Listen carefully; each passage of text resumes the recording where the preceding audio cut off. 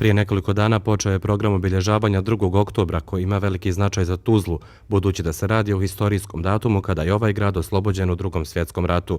Osim polaganja cvijeća i odavanja poštovanja na spomen obilježjima na Slanoj banji, bit će organizirano još nekoliko aktivnosti, a sve u cilju obilježavanja ovog datuma.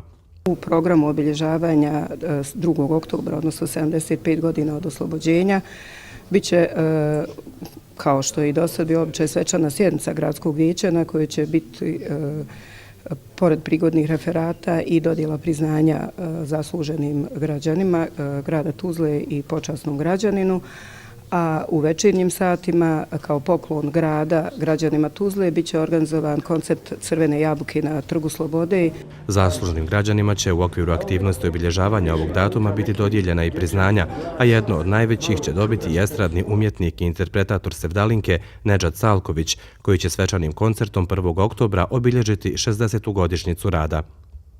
Meni je to naravno veoma značajno. Još me očekuju priznanja i u Beogradu, i u Zagrebu, i u Sarajevu, a ovo će mi naravno biti posebno drago, a i ovaj koncert za mene je posebno značaja, jer sve ove decenije moga rada uvijek sam imao zdušnu podršku. Nakon tuzlanskog koncerta, Nedžad Salković će jubilej obilježiti i nastupima u Sarajevu, Beogradu i Zagrebu.